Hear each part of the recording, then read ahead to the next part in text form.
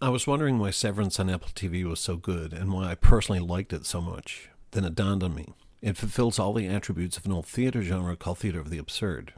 First off, the whole premise of the show is absurdist because the technology doesn't exist now. Moreover, even if it did exist, severing people's brains would be absolutely immoral and would be illegal as an elective surgery because it constitutes physical brain damage in otherwise perfectly able, healthy individuals. It certainly wouldn't be administered by a company like Lumen.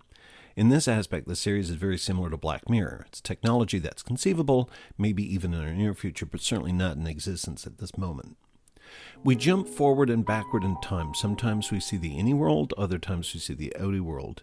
The digital sound cue of that single note in high reverb is always played when those lines, those severed individuals, get blurred.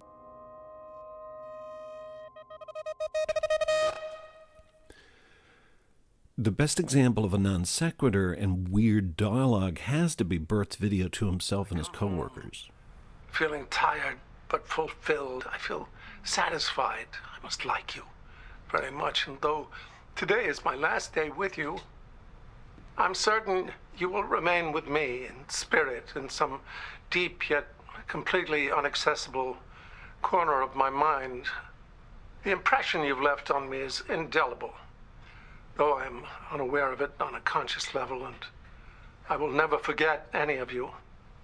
Even though sitting here right now, I have no recollection of actually ever meeting you, no idea of your names, any of your physical characteristics, or even how many of you there are. Anyway, I just want to say thank you all. But Miss Casey's wellness sessions, which I personally can't get enough of, are also a source of humorous dialogue. All right, Irving. What I'd like to do is share with you some facts about your outie. Because your outie is an exemplary person, these facts should be very pleasing. Just relax your body and be open to the facts. Try to enjoy each equally. These facts are not to be shared outside this room. Existential humor abounds. A perfect example would be Dr. Rick and Laszlo Hale's book, The You Are. The same text is mocked in the outie world, but revered as valuable and a great work of literature for the innies. Blurred boundaries are really ramped up when innies are exposed to real-world experiences outside of the Severance floor. Where you put it. Where I put what? The ideographic card you took from OND. I saw the footage of you taking it. Did you smuggle it out? Is it here?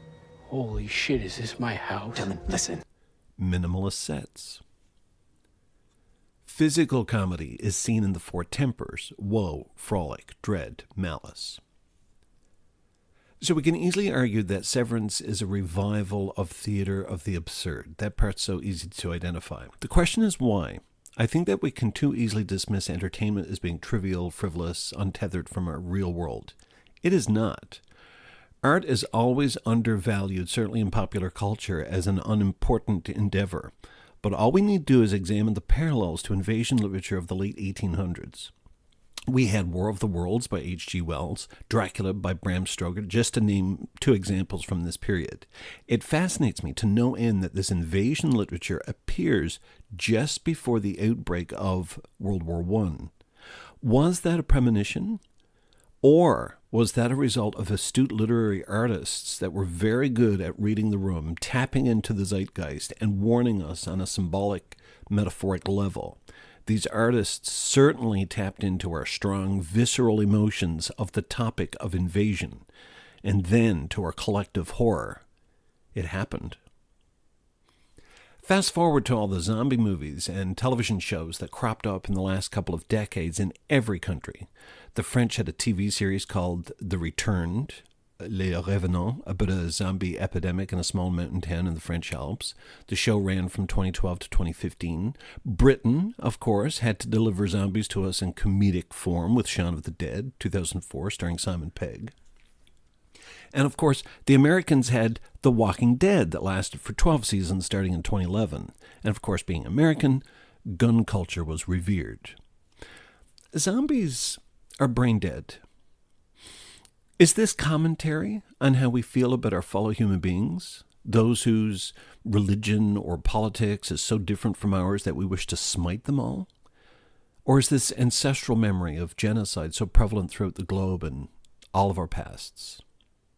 Now we see a revival of theater of the absurd on the level of Samuel Beckett's Waiting for Godot, Endgame, or Crap's Last Tape. All masterpieces, by the way. Does this genre, theater of the absurd, fill the void in our lack of critique of corporate culture or government control to our inability to protect democracy? Did the COVID-19 pandemic shift us from our innies to our outies, and we suddenly woke up to a tsunami of coercion and disinformation? This is what theater of the absurd has to offer. It is a rich genre, and it helps to explain why we're so addictive to Severance.